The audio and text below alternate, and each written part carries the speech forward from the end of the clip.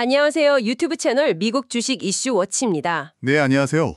오늘은 2025년 8월 19일로 예정된 엑스파이낸셜, 티커는 XYF죠. 이 기업의 2분기 실적 발표가 이제 곧 다가오는데 발표를 앞두고 저희가 좀 조사한 내용을 바탕으로 해서요. 한번 집중적으로 분석해보는 시간을 갖겠습니다. 네, 엑스파이낸셜. 요즘 시장에서 주목받는 중국 핀테크 기업 중 하나죠. 맞아요. 특히나 지난 1분기 실적이 기대치를 훨씬 뛰어넘었잖아요. 그래서 강한 성장세를 딱 입증했고, 혁신적인 기술 기반으로 중국 핀테크 시장에서 정말 빠르게 성장하고 있어서 이번 2분기 실적도 개인적으로는 좀 기대가 많이 됩니다. 물론 1분기 성과 자체는 저도 아주 인상 깊게 봤습니다. 그런데 뭐랄까, 중국 기반 핀테크 기업이라고 하면 항상 따라붙는 꼬리표가 있잖아요. 규제 리스크 말씀이시죠? 네, 바로 그거죠. 규제 리스크랑 또 이 성장세가 과연 계속될 수 있을까? 이 지속성에 대한 질문, 이게 항상 있죠. 게다가 이 엑스파이낸셜 같은 경우는 월가 애널리스트들의 분석 커버리지가 그렇게 많지가 않아요. 맞아요. 그게 좀 아쉬운 부분이죠. 네, 그래서 정보가 좀 부족하다 보니까 회사가 직접 제시한 그 가이던스, 그 목표치를 달성하느냐 마느냐, 이게 그 어느 때보다 중요해진 상황입니다. 그렇죠. 회사가 직접 말한 약속이니까요. 그래서 오늘 저희는 이 엑스파이낸셜의 긍정적인 측면, 성장성이나 기술력 같은 거요. 이런 부분과 함께 또 잠재적인 위험 요인들, 아까 말한 규제나 연체율 같은 것들, 이런 것들을 좀 균형 있게 짚어보려고 합니다. 네, 좋습니다. 궁극적으로는 이제 이걸 들으시는 여러분께서 엑스파이낸셜의 현재 상황 그리고 앞으로의 전망을 좀 종합적으로 이해하시고 또 다가올 실적 발표에서 뭘 중요하게 봐야 하는지 그 핵심 포인트를 딱 파악하실 수 있도록 도와드리는 게 저희 목표입니다. 네, 그럼 우선 엑스파이낸셜이 어떤 회사인지부터 좀 더 자세히 알아볼까요? 네, 그게 좋겠네요. 앞서 말씀드린 것처럼 중국 기반의 선도적인 핀테크 플랫폼인데요. 핵심 비전은 그거예요. 빅데이터랑 AI 기술을 활용해서 신용도가 괜찮은 대출자들이 있잖아요. 이 사람들과 기관 투자자들, 은행이나 신탁 같은 곳들, 이 둘을 아주 효율적으로 연결해 주는 겁니다. 중개 플랫폼이군요. 네, 그러면서 이제 전통적인 금융 서비스에서는 좀 소외되었던 개인 혹은 중소기업 사장님들께 좀 더 포용적인 금융 기회를 제공하겠다. 이게 회사의 목표죠. 포용적 금융이라. 좋은 목표인데 그럼 구체적으로 돈은 어떻게 버는 구조인가요? 그게 이제 비즈니스 모델의 핵심인데요. 바로 자산 경량화 모델, 영어로는 에셋 라이트 모델이라고 하죠. 이걸 채택하고 있어요. 자산 경량화 모델이요? 그게 정확히 뭐죠? 쉽게 말하면 회사가 직접 자기 돈을 가지고 대출을 해주는 게 아니에요. 그 대신에 플랫폼 역할에만 집중하는 거죠. 그러니까 대출이 필요한 사람하고 돈을 빌려줄 기관 투자자하고 그냥 연결만 시켜준다. 정확합니다. 회사는 그 중간에서 다리 역할만 하고 대출 중개 수수료, 그리고 대출이 나간 후에 관리해주는 수수료, 또 필요하면 보증 서비스 수수료 같은 걸 받아서 수익을 내는 구조입니다. 직접 대출을 안 하니까 자기 자본이 묶일 필요가 없겠네요. 그렇죠. 그게 가장 큰 장점이에요. 자본 투입 부담이 훨씬 적고 그래서 사업 확장도 훨씬 수월하게 할 수 있죠. 실제로 회사 발표를 보면 2020년 2분기부터는 신규로 나가는 대출은 100%다 기관 투자자들의 자금으로 조달했다고 하더라고요. 와, 100%요? 그럼 정말 자본 부담은 거의 없겠는데요? 하지만 반대로 생각하면 그 기관 파트너들한테 너무 의존하게 되는 거 아닌가요? 만약에 기관들이 자금 공급을 줄이거나 하면 좀 위험할 수도 있겠는데요? 네, 맞습니다. 그게 바로 이 모델의 잠재적 리스크 중 하나죠. 기관 파트너와의 관계가 틀어지거나 아니면 거시경제 상황이 안 좋아져서 기관들이 자금 공급을 축소하면 회사 성장에 바로 타격이 올 수 있습니다. 그래서 이 기관 파트너들을 얼마나 안정적으로 확보하고 유지하느냐가 굉장히 중요합니다. 그렇군요. 양날의 검 같은 모델이네요. 그럼 그 리스크는 어떻게 관리하나요? 아까 기술 기반이라고 하셨는데? 네, 바로 그 리스크를 관리하는 핵심 기술이 있습니다. 바로 독자적으로 개발한 리스크 관리 시스템인 윈세이프인데요. 이게 엑스파이낸셜의 가장 큰 경쟁력이라고 할 수 있습니다. 윈세이프요? 이름이 안전하게 이긴다, 이런 뜻인가요? 하하, 그런 의미로 지었겠죠. 이게 좀 특별한 게 보통 금융회사들은 신용평가할 때 주로 금융거래 내역 같은 전통적인 데이터만 보잖아요. 그렇죠. 대출 기록이라든지 카드 사용 내역이라든지. 네. 그런데 이 윈세이프는 그런 금융 데이터는 기본이고요. 거기에 더해서 인터넷 사용 기록이라든지 모바일 플랫폼 이용 패턴 같은 사회적, 행동적 빅데이터까지 다 끌어모아서 분석합니다. 비금융 데이터까지 활용한다고요? 그게 신용평가에 도움이 되나요? 네. 엑스파이낸셜은 그게 가능하다고 보는 거죠. AI랑 머신러닝 기술을 이용해서 이 방대한 데이터를 분석하는데요. 이를 통해 대출 신청자의 실제 상환 능력뿐만 아니라 갚으려는 의지까지도 더 정밀하게 평가할 수 있다고 주장합니다. 상환 의지요? 그걸 데이터로 파악할 수 있다고요? 네, 예를 들면 온라인 활동 패턴이나 소비 성향 같은 걸 분석해서 이 사람이 얼마나 책임감 있는 성향인지 그런 걸 예측하는 거겠죠. 그래서 이걸 통해서 부실 대출 리스크는 최소화하면서도 대출 승인율은 최적화할 수 있다는 게 회사의 설명입니다. 그리고 데이터 보안을 위한 윈프로티드라는 시스템도 갖추고 있다고 하고요. 상당히 고도화된 시스템인 것 같긴 한데 정말 그 효과가 있을지는 좀 더 지켜봐야겠네요. 주요 상품은 어떤 것들이 있나요? 주력 상품은 크게 두 가지인데요. 하나는 무담보 신용대출인 샤오잉 카드론이고요. 다른 하나는 주택담보대출인 샤오잉 주택담보대출입니다. 카드론하고 주택담보대출.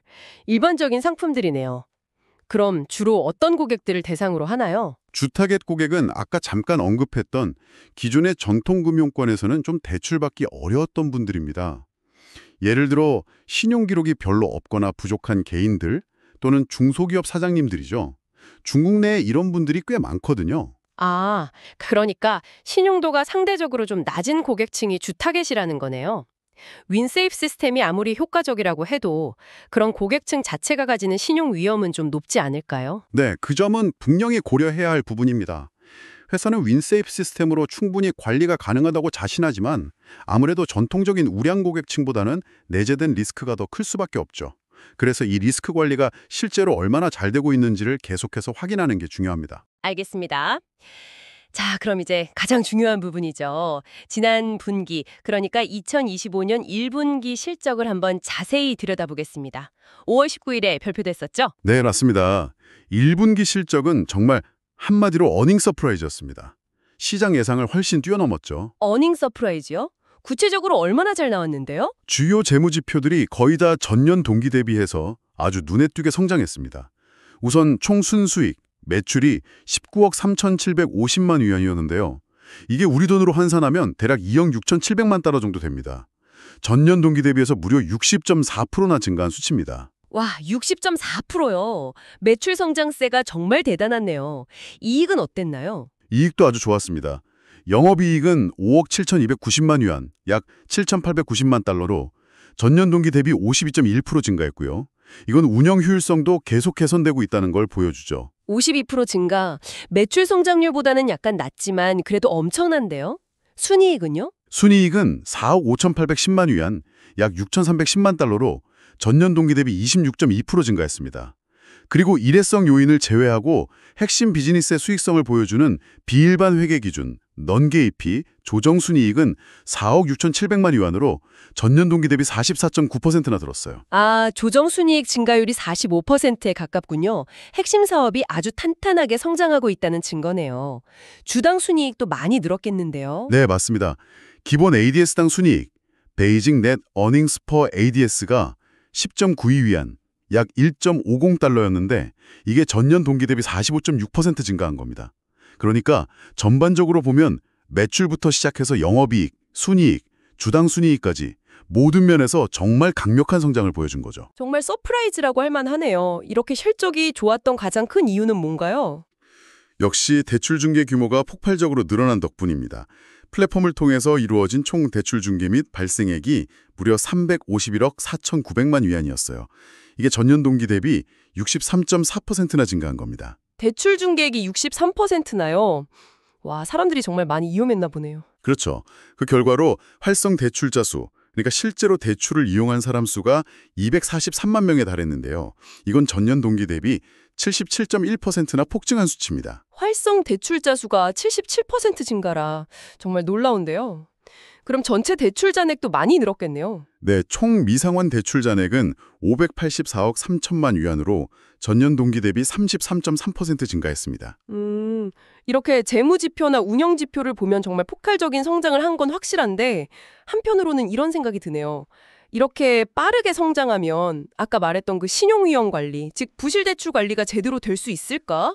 혹시 연체율이 급증한 건 아닐까 하는 우려요. 아주 중요한 지적이십니다. 사실 그게 이번 1분기 실적 발표의 하이라이트 중 하나였어요. 하이라이트요? 그럼 연체율이 어떻게 됐는데요? 놀랍게도 이렇게 폭발적인 성장을 했음에도 불구하고 자산 건전성 지표인 연체율은 오히려 개선됐습니다. 개선됐다고요? 얼마나 개선됐는데요? 네, 30일에서 60일 사이에 단기 연체율은 1.25%를 기록했는데 이건 전년 동기에 1.61%보다 낮아진 수치입니다. 오, 단기 연체율도 개선됐군요. 그럼 좀 더 장기 연체율은요? 보통 90일 이상 연체된 걸 좀 더 심각하게 보잖아요. 맞습니다. 90일에서 180일 사이의 연체율을 보면요. 이게 2.73%를 기록했어요. 근데 이게 전년 동기에는 4.37%였습니다. 4.37%에서 2.73%로요? 와, 이건 정말 대폭 개선된 거네요. 그렇죠. 거의 절반 가까이 줄어든 거니까요. 이건 정말 의미가 큽니다. 왜냐하면 보통 이렇게 대출 규모와 사용자 수가 급증하면 연체율도 빨아서 올라가는 게 일반적이거든요. 맞아요. 특히 신용도가 낮은 고객층을 대상으로 하면 더더욱 그렇죠. 그런데 엑스파이낸셜은 정반대의 결과를 보여준 겁니다. 이건 단순히 양적인 팽창만 하는 게 아니라 질적으로도 우수한 성장을 추구하고 있다는 걸 명확하게 보여주는 거고요. 아까 말씀드린 그 윈세이프 리스크 관리 시스템이 정말 효과적으로 작동하고 있다는 강력한 증거이기도 합니다. 그렇군요. 이건 정말 투자자들 입장에서는 상당히 안심할 수 있는 부분이겠네요. 고성장 핀테크 기업에 대한 가장 큰 우려 중 하나가 바로 이 자선 부실화 리스크인데 그걸 잘 관리하고 있다는 걸 보여줬으니까요. 네, 맞습니다. 그래서 투자자들의 신뢰를 높이는 아주 핵심적인 요인이 되었다고 볼 수 있습니다. 1분기 실적 발표 컨퍼런스 콜에서도 경영진들이 이 부분에 대해서 상당한 자신감을 보였어요. 견고한 대출 수요가 계속되고 있고 또 우리의 리스크 관리 능력은 뛰어나다. 이런 이야기들을 했죠. 경영진의 자신감이라 또 뭔가 발표한 건 없었나요? 중요한 발표가 하나 더 있었습니다. CFO인 프랭크 푸야 주행이 발표했는데요. 회사의 클래스 A 보통주 및 ADS, 미국 주식 예탁 증서를 최대 1억 달러까지 다시 사들일 수 있는 새로운 자사주 매입 계획을 이사회에서 승인했다고 밝혔습니다. 1억 달러 규모 자사주 매입이요? 와, 이것도 꽤 큰 규모인데요? 그렇죠. 이건 회사가 현재 충분한 현금 흐름을 가지고 있고 또 앞으로의 성장에 대해서도 매우 자신 있다는 걸 시장에 아주 명확하게 보여주는 시그널입니다. 주가 부양 의지도 보여주는 거고요. 그렇겠네요. 자사주 매입은 보통 주주가치 제고에 긍정적이니까요.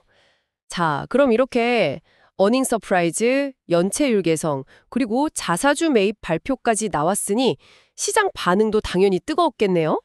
주가는 어떻게 움직였나요? 네, 시장은 정말 즉각적이고 뜨겁게 반응했습니다. 실적 발표 다음 날인 5월 20일의 주가를 보면요. 그 전날 종가가 15.42달러였거든요. 15.42달러요. 네. 그런데 5월 20일 마감가는 18.40달러였습니다. 하루 만에 거의 3달러가 오른 거죠. 퍼센트를 따지면 약 19.3% 정도 폭등한 겁니다. 와, 하루 만에 거의 20% 가까이 급등했군요. 엄청난데요? 네, 정말 강력한 매수세가 유입되었다는 걸 명백하게 보여주는 결과였죠. 이렇게 주가가 급등한 배경을 좀 더 자세히 분석해 볼까요? 여러 요인이 복합적으로 작용한 것 같은데요. 네, 그렇죠. 우선 첫 번째는 당연히 어닝 서프라이즈 자체죠. 매출과 순이익 모두 시장 기대치를 훨씬 크게 웃돌았으니까요. 이건 가장 기본적인 동력이 됐고요. 그렇죠. 실적이 잘 나오면 주가가 오르는 건 당연하니까요. 두 번째는 단순히 숫자가 잘 나온 걸 넘어서 그 안에 담긴 견고한 펀더멘탈을 시장에 확인했다는 점입니다.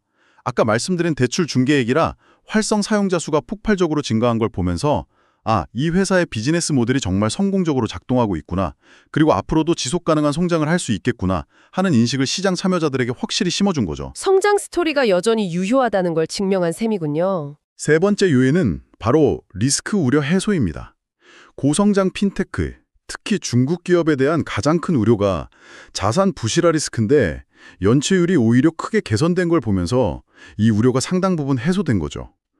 얘네는 리스크 관리도 잘하는구나 하는 신뢰를 얻게 된 겁니다. 성장의 질까지 좋다는 걸 보여줬으니까요. 네.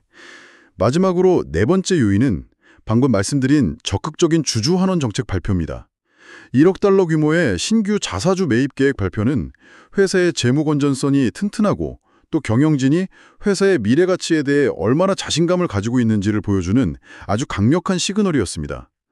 이것도 주가 급등에 큰 힘을 보탰죠. 정의해보면 실적 서프라이즈, 성장성 확인, 리스크 관리 능력 입증, 그리고 주주 환원까지. 정말 호재가 겹겹이 쌓였네요. 이러니 주가가 폭등할 수밖에 없었겠어요. 다만 이렇게 단기간에 급등한 만큼 이게 좀 과열된 측면은 없는지, 그리고 이런 긍정적인 요인들이 앞으로도 계속 이어질 수 있을지는 좀 냉정하게 지켜볼 필요도 있겠네요. 네, 맞습니다. 항상 주가가 급등한 후에는 그 지속 가능성에 대한 질문이 따라오기 마련이죠. 자, 그래서 이제 가장 중요한 부분으로 넘어가야 합니다.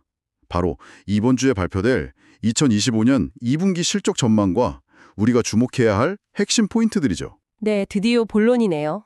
1분기 실적이 워낙 좋았기 때문에 2분기 실적에 대한 기대치도 상당히 높을 것 같은데요. 회사 측에서 혹시 2분기 가이던스를 제시한 게 있나요? 네, 1분기 실적 발표 컨퍼런스 콜에서 경영진이 2분기 실적에 대한 명확한 가이던스를 제시했습니다. 어떤 가이던스였죠? 2025년 2분기 총 대출 중개 및 발생액 목표치를 제시했는데요. 그 범위를 375억 위안에서 395억 위안 사이로 설정했습니다. 375억에서 395억 위안 사이에요. 1분기 실적이 약 351억 5천만 위안이었으니까 이걸 달성한다면 분기 대비 QOQ로도 최소 6.7% 이상은 성장하겠다는 의미네요. 전년 동기 대비 성장률은 더 높을 거고요. 그렇죠. 계속해서 성장세를 이어가겠다는 의지를 보여준 겁니다. 그런데 여기서 또 한 가지 중요한 점이 있습니다. 아까 잠깐 언급했지만 현재 엑스파이낸셜을 좀 심도 있게 커버하는 월스트리트 애널리스트가 거의 없다는 사실입니다. 맞아요. 그게 참 아이러니하죠. 이렇게 실적이 잘 나오고 성장성이 높은데도 불구하고 메이저 투자은행들의 커버리지가 부족해요. 심플리 월스트리트 같은 분석 사이트를 봐도 신뢰할 만한 컨센서스, 그러니까 시장의 평균적인 EPS나 매출 예상치가 거의 부재한 상황입니다. 그렇죠. 이게 왜 문제가 되냐면요. 보통 투자자들은 실적 발표 전에 애널리스트들의 컨센서스를 보고 이 회사가 시장 기대치를 충족시킬지 아닐지를 가늠하거든요. 그런데 그 기준점 자체가 없으니 투자자들은 오롯이 회사가 직접 제시한 이 가이던스에 더욱 주목할 수밖에 없게 됩니다. 네, 정부의 비대칭성이 심한 상황인 거죠. 그래서 이번 2분기 실적 발표의 성공 여부는 다른 어떤 요인보다도 사실상 회사가 스스로 설정한 이 대출 중개액 목표치 375억에서 395억 위안을 달성하느냐 못하느냐에 달려있다고 봐도 과언이 아닙니다. 그렇군요. 그럼 이번 2분기 실적 발표에서 우리가 주목해야 할 핵심 포인트들을 하나씩 정리해 볼까요? 첫 번째는 방금 말씀하신 그 가이던스 달성 여부겠네요. 네, 맞습니다. 이게 가장 중요하다고 할 수 있습니다. 회사가 제시한 대출 중개액 목표 범위인 375억에서 395억 위안. 이 목표를 충족하거나 혹은 더 나아가서 상회하는지가 관건입니다. 만약 목표를 달성하거나 넘어서면 어떻게 될까요? 그렇게 된다면 이 회사의 성장 스토리에 대한 시장의 신뢰는 더욱더 강해질 겁니다. 아, 얘네는 말한 건 지키는구나. 그리고 정말 꾸준히 성장하는구나 하는 인식이 확산되면서 주가에도 긍정적인 영향을 미칠 가능성이 높죠. 반대로 만약에 이 자체 설정 목표를 달성하지 못한다면요? 예를 들어 370억 위안 정도에 그쳤다거나 하면 그러면 상황이 좀 심각해질 수 있습니다. 안 그래도 애널리스트 커버가 부족해서 정보가 없는데 회사가 직접 내건 목표마저 못 지킨다. 그러면 성장세가 꺾이는 거 아니냐는 우려가 즉각적으로 제기될 거고요. 이는 주가에 상당한 부담으로 작용할 수 있습니다. 실망 매물이 쏟아질 수도 있죠. 정말 첫 번째 관문이네요. 자, 두 번째로 주목해야 할 포인트는 뭘까요? 두 번째는 역시 연체율 추이입니다. 1분기에 워낙 인상적인 개선을 보여줬기 때문에 2분기에도 이 추세가 이어지는지가 중요합니다. 그렇죠. 1분기 연체율 개선이 주가 상승에 큰 역할을 했으니까요. 그런데 1분기 컨퍼런스 콜에서 CEO가 연체율 관련해서 좀 미묘한 언급을 했다고 들었는데요. 네, 맞아요. CEO가 이런 말을 했어요. 연체율이 앞으로 소폭 상승할 수도 있다. 하지만 전체적인 대출 규모 확대로 이익은 계속 성장할 것이다. 이런 뉘앙스로 이야기를 했거든요. 연체율이 소폭 상승할 수 있다고요? 1분기엔 그렇게 개선됐는데 그럼 2분기엔 다시 좀 올라갈 수도 있다는 거네요? 네, 그럴 가능성을 미리 좀 열어둔 거죠. 아무래도 계속해서 대출 규모를 늘려가다 보면 어느 정도 연체율 상승은 불가피한 측면도 있으니까요. 그래서 이번 실적 발표에서는 실제 연체율 수치를 면밀히 확인해야 합니다. CEO가 말한 것처럼 소폭 상승에 그쳐서 통제 가능한 범위 내에서 안정적으로 관리되고 있는지 아니면 예상보다 좀 큰 폭으로 상승했는지를 봐야 합니다. 만약 예상보다 큰 폭으로 상승했다면 1분기에 얻었던 리스크 관리 능력에 대한 신뢰가 좀 훼손될 수도 있겠네요. 그렇죠. 윈셉 시스템의 효과에 대한 의구심이 다시 생길 수도 있고요. 물론 약간의 상승 자체는 이미 예고된 부분일 수 있습니다. 중요한 건 그 상승폭이 얼마나 되고 그게 회사가 감당 가능한 수준인지 그리고 여전히 윈셉 시스템이 효과적으로 작동해서 연체율 상승을 제한하고 있는지 그 여부를 확인하는 겁니다. 만약 1분기처럼 연체율이 또 개선되거나 최소한 유지라도 된다면요. 그렇다면 정말 베스트 시나리오죠. 그건 회사의 리스크 관리 능력이 정말 뛰어나다는 걸 다시 한번 입증하는 거니까요. 주가에도 아주 긍정적인 모멘텀이 될 수 있습니다. 알겠습니다. 연체율 추이 정말 중요하게 봐야겠네요. 세 번째 포인트는 무엇일까요? 세 번째는 수익성 지표의 변화입니다. 수익성이요. 1분기에도 이익이 많이 늘었잖아요. 네. 그런데 단순히 이익의 절대 규모나 전년 동기 대비 성장률만 볼 것이 아니라 이익률, 즉 마진의 변화를 좀 더 자세히 들여다봐야 합니다. 영업이익률이나 순이익률 같은 지표들이요. 매출이 늘어나는 속도만큼 이익도 효율적으로 늘어나고 있는지를 보자는 거군요. 정확합니다. 이걸 통해 성장의 질을 평가할 수 있거든요. 예를 들어 대출 규모가 커지면서 규모의 경제 효과가 본격적으로 나타나고 있다면 비용 증가율보다 매출 증가율이 더 커지면서 마진이 개선될 수 있습니다. 이게 가장 이상적인 모습이죠. 그렇죠. 하지만 반대로 빠른 외형 확장을 위해서 마케팅 비용을 너무 많이 썼다거나 아니면 기술 개발이나 인력 충원에 비용이 많이 들어서 운영 비용이 급증했다면 매출이 늘어나도 마진은 오히려 압박을 받을 수도 있습니다. 그러니까 매출 성장과 마진 개선이 함께 가는지 아니면 매출만 들고 이익률은 떨어지는지를 꼭 확인해야 한다는 거네요. 네, 그래야 이 성장이 정말 건강한 성장인지 아니면 비용을 캐오면서 억지로 만들어낸 성장인지를 판단할 수 있습니다. 알겠습니다. 수익성 지표 변화, 이것도 중요하겠네요. 자, 네 번째 포인트는 뭔가요? 네 번째는 자사주 매입 진행 상황에 대한 업데이트입니다. 아까 1분기에 발표했던 1억 달러 규모 자사주 매입 계획이요? 네, 바로 그거요. 1분기에 발표는 했지만 그게 실제로 2분기 동안 얼마나 집행되었는지에 대한 정보가 이번 실적 발표 때 나올 가능성이 높습니다. 그렇죠. 발표만 하고 실제로는 안 사고 있을 수도 있으니까요. 맞습니다. 그래서 구체적으로 얼마나 많은 주식을 매입했고 평균 매입 단가는 얼마였는지 등을 확인하는 것이 중요합니다. 만약 상당한 규모의 자사주 매입이 실제로 이루어졌다면 이건 경영진의 자신감을 재확인시켜주는 동시에 수급 측면에서도 긍정적인 신호가 될 수 있습니다. 주가에도 도움이 될 거고요. 반대로 매입 실적이 거의 없다면 좀 실망스러울 수도 있겠네요. 네, 발표 효과가 반감될 수도 있고 경영진의 의지에 대한 의구심이 생길 수도 있겠죠. 그래서 구체적인 집행 내역을 꼭 확인해야 합니다. 알겠습니다. 자사주 매입 진행 상황 확인. 자, 이제 마지막 다섯 번째 포인트는 뭘까요? 이게 가장 예측하기 어려운 변수일 것 같은데요. 네, 맞습니다. 마지막 다섯 번째 포인트는 바로 규제 환경 관련 코멘트입니다. 역시 중국 기업에게는 이게 항상 따라붙는군요. 어쩔 수 없죠. 중국 금융당국의 규제 동향은 중국에 기반을 둔 핀테크 기업에게는 항상 가장 큰 잠재적 리스크 요인이자 불확실성입니다. 중국 인민은행 본사 건물 사진 같은 거 뉴스에 자주 나오잖아요. 거기서 어떤 정책이 나오느냐에 따라 회사의 운명이 바뀔 수도 있으니까요. 그렇죠. 규제라는 게 또 워낙 예측 불가능하게 변하기도 하고요. 네. 그래서 이번 실적 발표 컨퍼런스 콜에서 경영진이 이 규제 환경에 대해 어떤 코멘트를 하는지, 만약 한다면 어떤 뉘앙스로 이야기하는지를 정말 주의 깊게 들어야 합니다. 예를 들어 최근 규제 동향이 우리 사업에 미치는 영향은 제한적이라거나 우리는 규제 변화에 잘 적응하고 있다는 식의 긍정적인 코멘트가 나온다면 시장의 불안감을 어느 정도 해소할 수 있겠죠. 반대로 규제 때문에 앞으로 사업 확장이 좀 어려울 것 같거나 새로운 규제 준수를 위해 비용이 많이 들 것 같다는 식의 부정적인 뉘앙스가 나온다면요. 그러면 투자 심리가 급격히 위축될 수 있습니다. 안 그래도 불확실성이 큰데 회사 입으로 그건 확인시켜주는 셈이니까요. 그래서 경영진의 발언 하나하나, 그 톤까지도 중요하게 체크해야 합니다. 정말 중요한 포인트네요. 규제 관련 코멘트. 자, 이렇게 5가지 핵심 포인트를 짚어봤습니다. 첫째, 가이던스 달성 여부. 둘째, 연체율 추이. 셋째, 수익성 지표 변화. 넷째, 자사주 매입 진행 상황. 그리고 마지막 5째, 규제 환경 관련 코멘트. 네. 이 5가지를 중심으로 이번 엑스파이낸셜의 2분기 실적 발표를 지켜보시면 회사의 현재 상황과 앞으로의 방향성을 파악하는 데 큰 도움이 될 겁니다. 네, 오늘 정말 자세하게 분석을 해봤는데요. 이제 마무리를 좀 해볼까요? 오늘 논의한 내용들을 바탕으로 엑스파이낸셜에 대한 전체적인 그림을 한번 요약해 주시죠. 먼저 긍정적인 측면부터요. 네, 요약하자면 엑스피넨셜은 분명 긍정적인 모멘텀을 가지고 있는 기업입니다. 첫째, 빅데이터와 AI를 활용한 혁신적인 기술 기반의 자산 경량화 모델이 성공적으로 작동하고 있다는 점. 둘째, 지난 1분기에 시장 예상을 뛰어넘는 강력한 실적 성장을 보여줬고 동시에 모두가 우려했던 리스크 관리 능력, 즉 연체율 개선까지 입진했다는 점. 셋째, 1억 달러라는 적지 않은 규모의 자사주 매입 계획을 발표하며 적극적인 주주 환원 의지와 미래 성장에 대한 자신감을 보여줬다는 점.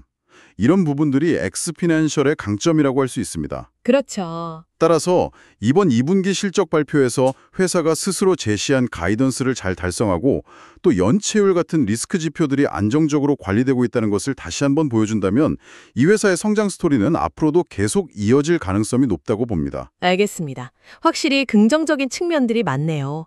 하지만 동전의 양면처럼 주의 깊게 살펴봐야 할 점들도 분명히 있죠. 그 부분도 한번 정리해 주시죠. 네, 물론입니다. 반면에 우리가 주의 깊게 봐야 할 점들도 명확합니다. 첫째, 앞서 계속 강조했지만 애널리스트 커버리지가 부족한 상황이기 때문에 회사가 스스로 제시한 가이던스 달성 여부가 그 어느 때보다 중요하다는 점.